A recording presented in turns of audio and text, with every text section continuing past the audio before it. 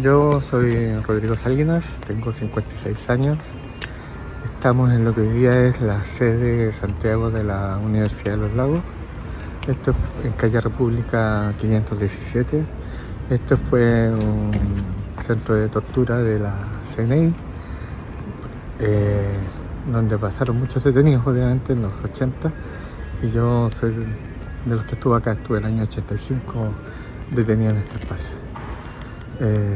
Ahora vamos a ver qué es lo que nos encontramos de esa época.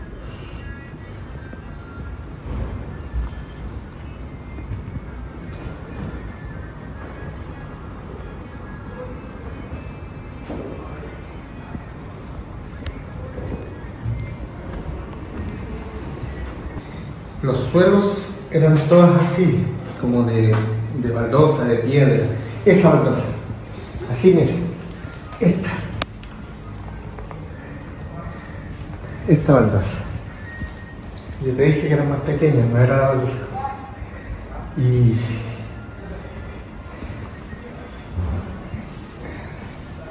a mí cuando me detuvieron, cuando llegué aquí, me bajaron de un vehículo. Me imagino que en la parte posterior, en el acceso, esa construcción de allá no existía, estaba todo esto en la parte antigua. E inmediatamente, yo estando vendado y amarrado, me bajan al subterráneo. Me imagino que fue exactamente por esta escalinata. Esta barandal no existía sin duda. Era otro tipo de arquitectura, ¿no? Aquí se nota que está todo modificado, está limpio. El olor no es el olor del encierro del subterráneo. Aquí se hace aseo. En lugares como este era donde estábamos detenidos y se nos torturaba. No logro identificar bien en este momento, posicionarme, orientarme bien, pero ventanucos como ese que nos daban algo de luminosidad en algún momento y nos permitían, entre comillas, algún contacto con el exterior, el ruido. Estos espacios no tenían esta terminación, obviamente. Esto lo hizo la universidad. Todos estos pisos eran pisos, esto era muy oscuro, muy húmedo, muy frío. Esta subdivisión no existía y esta era una zona donde había detenidos. Nosotros estábamos todos vendados, sabíamos que había más gente. Hicimos algunas interacciones, intentos de interacción, nos desconfiaba mucho, no podíamos ver. Y generalmente estábamos aquí una vez que nos traían después de ser torturados, interrogados, y quedábamos aquí en estos pisos de baldosa. Esto era hediondo, humanidad descompuesta,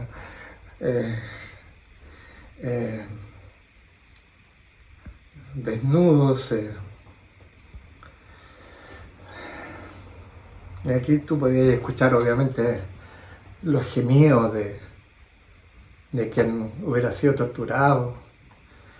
Acá, yo estando acá, no me consta que haya habido mujeres, debe haber habido, pero estando yo, o en el espacio en que yo estaba, no había mujeres, o no escuché mujeres. Tampoco escuché gritar mujeres, porque sí se escuchaban los gritos.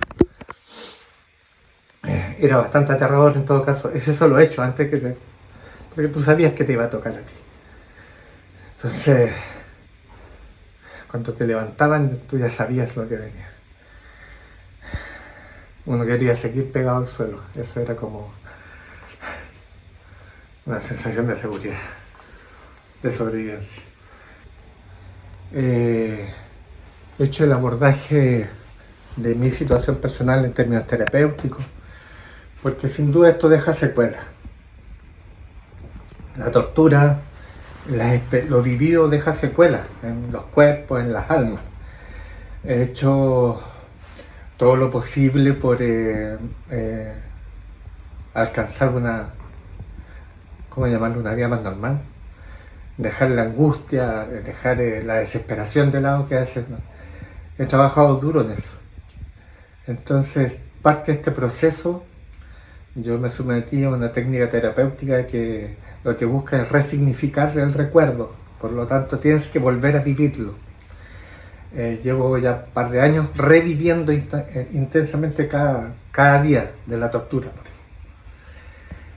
Pero no había estado en estos lugares. Yo no había vuelto, nunca había entrado aquí desde el año 85, que fue cuando yo estuve. Volver a estar acá abajo, que era como... Es tan difícil de explicar la sensación.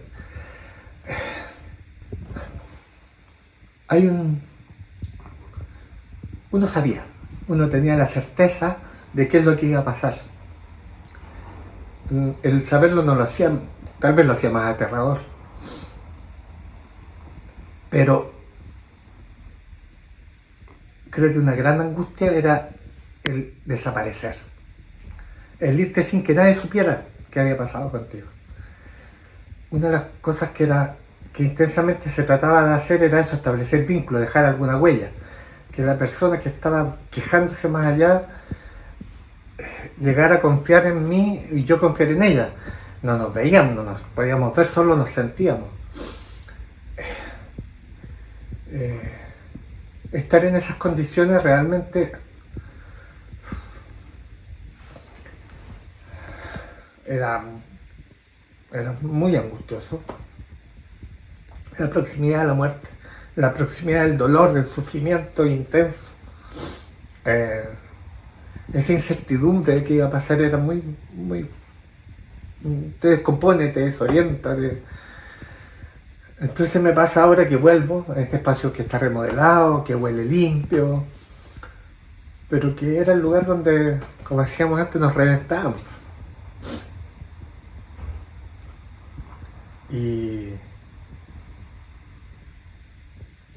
Y claro, siento un poco que me imagino así como, me imagino desnudo, amarrado, recogido así. Uno tiende a protegerse, a buscar como la posición fetal, como tener menos cuerpo expuesto, no sé, sentirte observado, no saber qué pasa. Me da esa sensación experimento de nuevo esa sensación de angustia y de inseguridad y de miedo. Porque el miedo, si uno siente miedo, siente pánico, saber que te van a causar dolor es aterrador.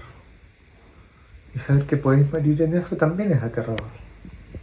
Por mucho que uno fuera militante, que tuviera convicciones, estábamos conscientes que siempre en la lucha contra la dictadura sí podíamos caer, morir, como le pasó a tantos compañeros y compañeras. Entonces me pasa que hasta hoy día lo que yo había hecho era conectarme con los recuerdos, revivirlos, pero sentado frente a la terapeuta, ¿no? En una sala distinta. Hoy día estoy en el mismo lugar. Este era un lugar de tránsito finalmente, ¿eh? Este no era... como yo te decía, aquí se utilizaron otros mecanismos de tortura también, más refinados, más depurados. Aquí estaban médicos que torturaban, que administraban drogas. Eso era en algún pabellón de la zona del frente, me parece. No lo tengo, me cuesta mucho en este momento orientarme, posicionarme. Y yo te diría que la tortura era bastante más científica, que incluso las golpizas eran diferentes a estar en otros espacios. Yo estuve preso antes, entonces, y también estuve preso después. Entonces, aquí era diferente, aquí buscaban cómo llevarte al límite, de otra manera. Esto es como la diferencia entre el boxeo y la pelea callejera. En la pelea callejera, tú sabes que te van a dar por todos lados. Te van a dar un fierrazo, te van a dar una patada, te van a dar un combo, te van a pegar con una piedra. Que es un poco lo que pasaba fundamentalmente cuando pasabas por alguna unidad de carabineros antes de que te entregaran a la CNI, por ejemplo. Que eran bestias salvajes, pero era golpear a la que te crió. Acá cuidaban mucho, por ejemplo, Aquí nunca me tocaron la cara, por ejemplo. Tenían mucho, me pegaban, por ejemplo, mucho en el estómago, pero jamás me pegaron en la zona de las costillas. Sí recibí muchos golpes en la espalda, en la zona de los riñones, por ejemplo. Lo otro es que había otras formas. A mí aquí me sacaron las uñas. Y era... De hecho, esta uña me la sacaron así. Y cuando me sacaron esta me anestesiaron un poco. Es como que estaban midiendo, no sé, los niveles de tolerancia, de alguna manera guardando las proporciones, ¿no? Era como estar en un campo de concentración nazi. Aide Oberreuter comenta que también en una de las mediciones le examinaron la dentadura, las piezas molares. Yo perdí muchas de mis piezas dentales y una de las cosas que hacían era abrirnos efectivamente y meternos. Yo ya como había estado preso cuando más cabro, había perdido muchas de las muelas, a propósito de los culatazos que te dan contra el suelo fundamentalmente. Entonces cuando hacen eso para ellos fue aquí yo he sentido pánico a partir de entonces del tema del dentista, o sea, es horrible. ¿Crees que este fue un laboratorio para experimentar? Sí, aquí había... Mira, yo no lo vi como... No podría decir yo vi esto. Yo experimenté esto así. O sea, de partida en ninguna parte me abrieron la boca, me pusieron unos fierros en la boca y me empezaron a hurguetear y a causar dolor, teniéndome amarrado. Porque te amarraban de tal manera que evitaban que te movieras. Y el dolor y el movimiento además lo hacía más doloroso. Porque es como que te metieran una aguja, pero sin anestesia. Es como que te hicieron un tratamiento de conducto sin anestesia. Se trata de imaginarte eso. Ese tipo de cosas no pasaron en otro lado. No. El tema de que te inyectaran drogas de distinto tipo, yo no logro diferenciarlas. Porque aquí había zonas donde te llevaban. Yo no sé si... Bueno, yo recuerdo haberme atendido o intentado atenderme en la escuela dental de la Universidad de Chile, que estaba ahí en la avenida Santa María antiguamente, un edificio antiguo, que debe haber tenido características similares por el tipo de construcción. Y tú distingues, lo que puedes distinguir, yo te digo, los olores eran distintos. Ese como olor a dentista, olor a hospital, eso tú lo sentías en otros espacios. Acá era podredumbre. Pestilencia. Aquí a nosotros no nos llevaban al baño, así que Claro. te podrás imaginar, po. Entonces de repente nos tiraban agua con unas mangueras, nos tiraban agua con unos baldes, como para lavarnos porque les daba asco tocarnos si estábamos medio sucios, no sé. Entonces, como para cuidarse ellos, no para cuidarnos a nosotros. Entonces eso era súper intenso, el cambio de cuando te llevaban a algún lugar y había un olor a limpio, pero era distinto. Había otros aromas, y como te digo, ese olor a la clínica dental, ese olor a hospital, había una cierta asepsia que no tenía entonces era súper fuerte, intenso el contraste. ¿Cuánto tiempo estuviste detenido en...? Yo aproximadamente una semana estuve acá. Ya. De hecho a mí me liberaron porque en realidad yo fui detenido en dependencias del metro, en el metro Universidad de Chile, abajo. Me detuvieron guardias del metro. Nunca supe por qué. No tengo idea. Lo único que yo recuerdo es que me cayeron encima, yo iba con un amigo, y nos llevaron abajo los andenes, nos esposaron, los guardias entonces usaban estas esposas metálicas, nos esposaron, nos apalearon muy duro porque usaban lumas también, y nos llevaron abajo al andén de la línea 1 de la Universidad de Chile hoy día, donde tenían los lockers, los guardias, los vestidores. Y un tiempo que ahí funcionó así como una dependencia de carabineros, como después funcionó allá en Baquedano. En ese tiempo todavía no. Y ahí nos dieron muy duro y nunca nos dijeron ni una palabra, digamos. No, nunca preguntaron, no, nada. Hasta que después llegaron efectivos de carabineros, pero que no se hicieron cargo de nosotros. Después, en la madrugada ya nos sacan y entiendo que son efectivos de la CNI. Ahora, ¿cuál habrá sido el argumento? Yo sí era militante. Yo estaba en el combate en contra de la dictadura, entonces yo sabía que esas cosas podían pasar. Pero cuando te das cuenta que no saben qué decirte, es como... Estando acá se peloteaban y estos quiénes son, digamos. O sea, entonces trataban de vincularnos con algún otro de los que estuviera detenido. Era súper extraña la situación. Entre comillas, sí se hacían méritos para que salieran a casarme. Pero ahí me habían casado sin saber, sin tener idea. Entonces, y el amigo que cayó conmigo, no tenía idea de nada. No tenía idea de nada, de nada. No entendía. Él jamás quiso volver a hablar conmigo. Nunca. Se siguió su vida porque se casó con la polola que tenía en ese tiempo, que eran amigos, era amigo. Yo con ella mantuve contacto por muchos años, pero él nunca más quiso volver a hablar conmigo. ¿Me habrá hecho responsable? No tengo idea. Entonces, y él usaba una cruz de madera muy linda, tallada, que se había regalado a alguien como un trabajo artesanal muy lindo.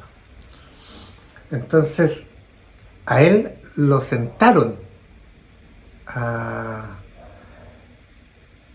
lo sentaron, no sé en realidad si está, en qué posición está, pero de alguna manera decir, ¿no? A escuchar las prédicas del cura Pun, como para que de una manera, no sé, yo, desde mi punto de vista, escuchar a ese viejo es una tortura, digo, pero tal vez como de confrontarlo con sus creencias.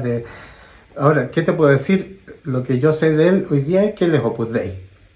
O sea, ese joven, ese chico que estuvo preso conmigo, con 18 años, que nunca había militado en ninguna parte, que nunca había tirado una piedra, así que no entendía el concepto de dictadura, es del Opus Dei. Sé que estudió Derecho y es republicano. Cómo él íntegro resuelve la experiencia no lo tengo claro. Como te digo, estas subdivisiones no existían, esto eran salas abiertas, salas de, digamos, cuartos, no sé. Tengo la idea que había algunos portones más gruesos, con detalles, no sé.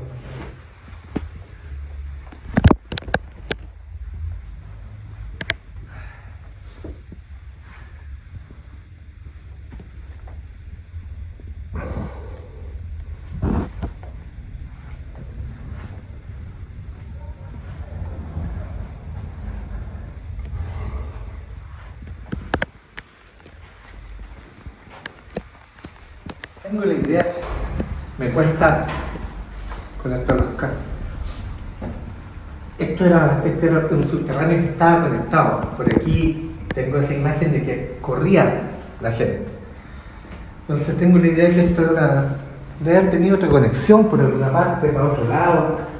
No sé si sería para allá, no lo tengo claro. Me cuesta mucho visualizar eso hoy día.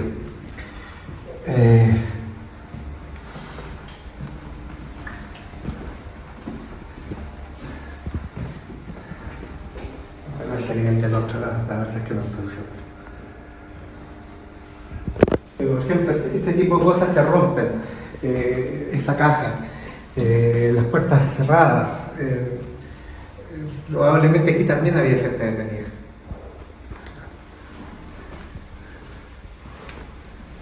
Porque para torturarnos nos sacaban de ahí. Nos sacaban, subíamos. Porque subir y bajar era... Cuando te suben, cuando te bajan arrastrando. Entonces solo te puedo decir que esto porque lo tocábamos, porque lo sentíamos en la piel, eran baldosas. Todo esto era baldosa. Esto muy frío, esto no era luminoso, no había puerta con vidrio. Y obviamente el sistema de iluminación no era el que hay ahora, ¿no?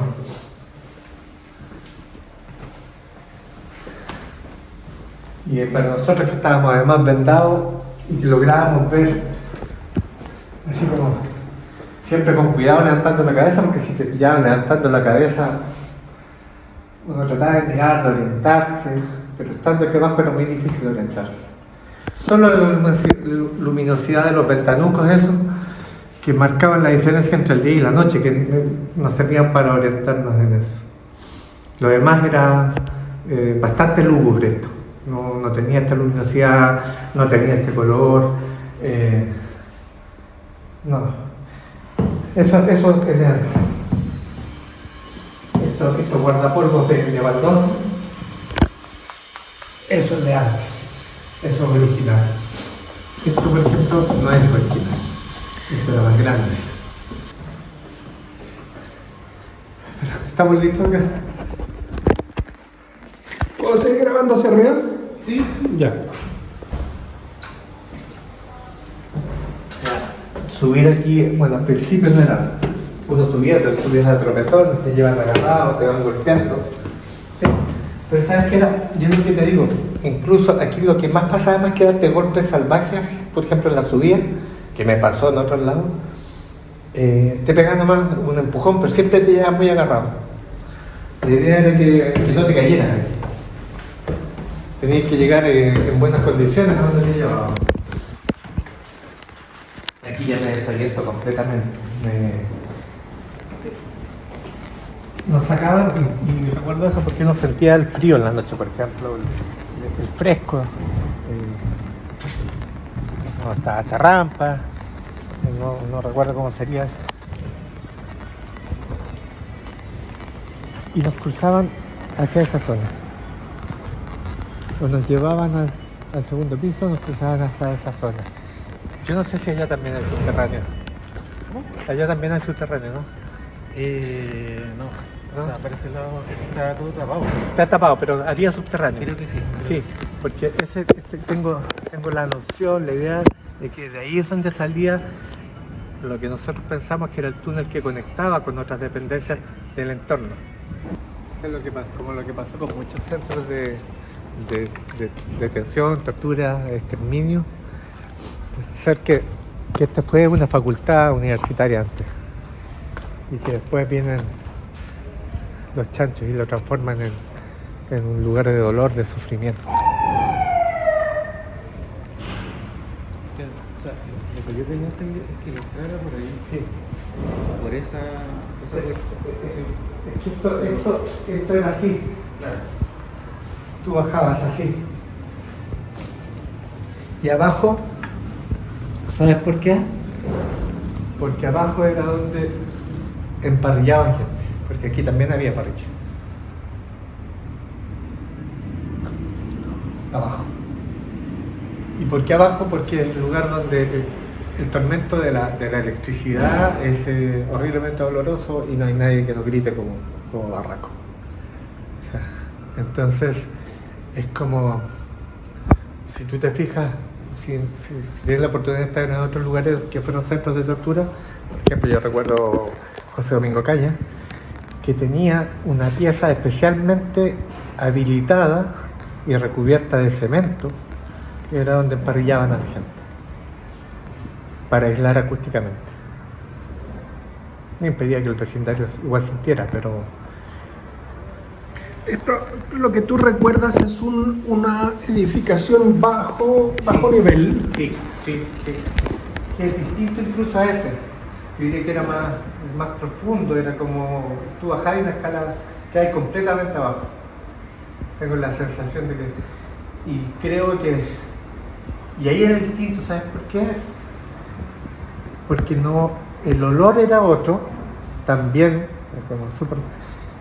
Había como olor a encierro, pero tenía otra ventilación y había siempre corriente. Allá no se hacía corriente. ¿Ustedes tienen noticia de que pudo haber hay un túnel o...? Sí, o sea, en una de las... En la primera oficina, ahí había un túnel, Sí. pero estaba tapado, o sea, tenía, ponte tú, no sé, 2 metros, había tierra, Lo llenaron de tierra. lo llenaron de tierra. Sí. Sí. Todo esto lo tapiaron seguramente. O con concreto, o sea, los clausuraron. Evidentemente, Claro, pueden o sea, haber... nosotros pensamos eso porque en la casa del frente, bueno, esa, sí, hay evidencia de que está con tierra, está todo lleno de tierra. Entonces, claro. Entonces, sí. Yo en lo personal, en mi historia de familia, me toca directamente porque tenemos detenidos desaparecidos. Marcelo Salinas Eichel, casado con Jacqueline Jurich, que tenía 3 meses de embarazo. Ambos son detenidos desaparecidos de la lista de los 119 de la Operación Colombo. Los miristas que, para los que se hizo este montaje comunicacional de las revistas o Día, creo que se llamaba una, dando cuenta de enfrentamientos entre miristas que habrían muerto en Argentina. Entonces, es muy heavy porque yo soy de una familia de derecha. Entonces, Marcelo, otro tío y yo somos como las ovejas negras. Y la verdad es que no existimos. No se mencionan. No sé, como también se nos ha hecho desaparecer de alguna manera. Por eso solo he hecho pensar diferente. Entonces, pienso en esto y te digo, cuando te enfrentas a esta posibilidad, tú sabes que te enfrentas a la posibilidad de la muerte. A una muerte dolorosa, a una muerte horrible, pero que nadie, en particular cuando yo llegué aquí, nadie sabía que yo había sido detenido. Nadie, absolutamente nadie. La única persona que sabía que yo había sido detenido estaba detenido conmigo. Y después de eso le pierdo la pista y nunca más lo vi. Porque aquí tenéis gente de distintas épocas. Por ejemplo, como el Sergio, que detenido desaparecido del año 74, si no me equivoco. Pero Ignacio Valenzuela Poverecki, que es frentista que cae en los 80, fines de los 80, digamos.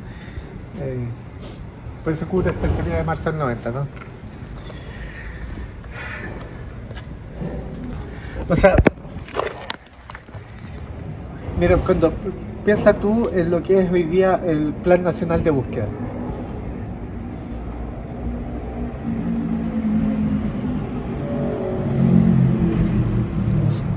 Por esto de la vida, de cómo se van dando las cosas, hemos ido interactuando a través del trabajo de mi compañera y el colectivo, el que ya formaron parte del colectivo Bugambilia, que han trabajado con las madres de los detenidos desaparecidos. Es que conocimos algunas y yo en particular me encariñé con una mucho, que es con Elsa. Elsa es madre de Luis Maguida, detenido desaparecido en el año 74, que hace 1 o 2 años recibió el título póstumo de profesor de inglés de la Universidad de Chile.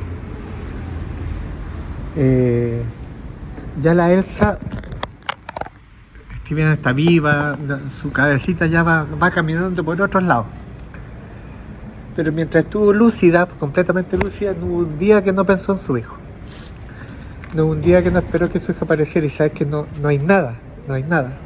La pista de él se pierde completamente. ¿Cómo no va a ser importante? ¿Cómo no nos queda por recordar, por traer de nuevo a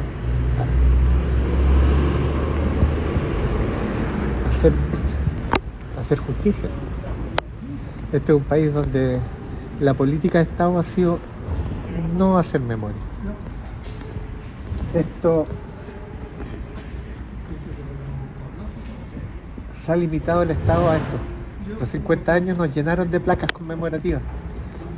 La política del gobierno de Boric, tapar de placas conmemorativas, apropiarse de lo que es la historia de las ejecuciones, de las desapariciones, de la lucha contra la dictadura finalmente, que es mucho más que eso, es mucho más que una placa. Nadie quiere estar en una placa, nadie quiere ser una foto solamente. Yo pienso en Elsa, que se quedó pensando en la época. Hoy día tú sacas una foto con un celular en cualquier lado. En la época no. Y la gente que no tenía muchos recursos tampoco tenía muchas posibilidades de hacer una foto. Entonces hay familias que conservan una o dos imágenes de su familiar que tenía desaparecido. Y es sorprendente eso. Es como que casi no existieron. ¿Qué pasó, por ejemplo, en el caso de ese compañero? La dictadura, los milicos barran con todo lo que son los registros de la Universidad de Chile. Te desaparecen administrativamente, ¿cachai? No existes. Hubo que acreditar que estudiaba ahí porque hubo gente que estudió, que estuvo en los pastos del PEDA con él, que estuvo en las salas con él, que tuvo que testimoniar para eso. Porque como borraron todo, no había nada. No sé. ¿Qué nos queda por hacer? Imagínate. Tenemos que encontrar a los detenidos desaparecidos. Es una tarea. Uno escucha frecuentemente que hay gente que viene y te dice ya, pero den vuelta a la página. Yo no sé cómo se da vuelta a la página, yo no he perdido un hijo. Yo no sé cómo una madre o un padre van a dar vuelta a la página cuando se llevaron a tu hijo y nunca más apareció. No has podido cerrar el ciclo, vivir el duelo, sepultar, ir contra el ciclo de la naturaleza, que los hijos se mueran antes. ¿Cómo le podéis pedir a alguien que dé vuelta a la página? A mí me cuesta mucho dar vuelta a la página. Mi cuerpo me recuerda cada día los dolores de la tortura. Tengo algunas cosas, como algunas deformidades aquí, a propósito de lo vivido, ¿no? Alguna deformidad en mis dedos, en el pie izquierdo. Tengo lesiones internas. Estoy reconstruido de a poco, tengo las articulaciones de rodillas, mi hígado está lesionado, el vaso está lesionado, el páncreas está lesionado, tengo una lesión en la aorta. O sea, me pongo a enumerar lesiones y son... Y es como súper extraño, porque lo que buscan evidentemente es llegar a que tú entregues información. Pero me pasa súper extraño porque yo te decía, yo aquí llegué de chiripa, digamos. ¿Qué edad tenías? 18 años. Entonces sí, yo era militante del metro. Sí, siempre fui militante. Pero no tenía ni idea. Sí, finalmente no sabían por qué había llegado yo aquí. ¿Por qué había llegado? O sea, yo pienso en mi compañero que no era militante de nada, que no tenía idea de nada. La cantidad de veces que le sacaron la cresta y no sabía... O sea... Por último, uno sabía. Digo, uno, entre comillas, sí, les hacía la pelea. Uno sabía lo que se exponía. La militancia en esos tiempos te exponía eso. Era una acción consciente. Era un cabro de 18 años que nunca había hecho nada. Que vivía temeroso de Dios. Un día experimentó otra forma de terror horrible, de sufrimiento. Una de las preguntas que uno siempre se hace es ¿cómo es posible que haya gente que pueda causar sufrimiento? Y peor aún, ¿cómo es posible que haya gente que... Y hay gente, pues no los ubico son personas, no los ubico en el plano de los enfermos, de los monstruos, no son personas que están conscientes de lo que hacen, por lo tanto deben pagar por lo que hicieron, pero que gozaban y disfrutaban causando dolor, causando sufrimiento. ¿Cómo? Algunos se van al lugar común de la naturaleza humana, que da para todo. Pero no sé, es una respuesta, o sea, una pregunta para mí sin respuesta. ¿Cuál es la lógica? ¿Qué es lo que buscan con la tortura? La deshumanización. Imagínate lo que es que está efectivamente en algunas oficinas que hacían estos calabozos de 1 metro por 1 metro, que eran como jaulas. Imagínate lo salvaje que es que estés en un espacio donde la gente está trabajando, con máquinas de escribir, como que el mundo funciona normalmente mientras tú estás metido. Ni en un zoológico la cosa es tan perversa. Entonces, ¿qué es lo que buscan? Inhumanizar completamente, despersonalizar. Entonces, y además te mandan el mensaje de la victoria del Todopoderoso. Tú eres el derrotado. Mira cómo te humillo, mira cómo te tengo. Nosotros somos los victoriosos. El ejército de Chile es el ejército jamás vencido. y al único enemigo que ha vencido es a su pueblo.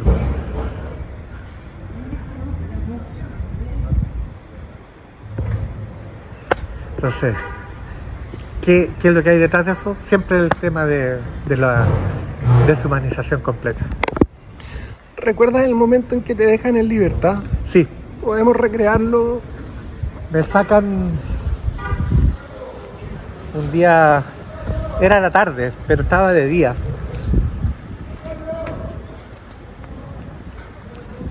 Me sacan y me ponen contra la pared así, como cuando te castigan al rincón, cuando me pasan lo que a mí quedaba de mis ropas en el fondo. Y transitaba gente y cada cierto rato pasaba alguien y te pegaba una patada, un coscacho, no sé, así como cuidando que no movieras la cabeza. Entonces estaba ahí contra la pared.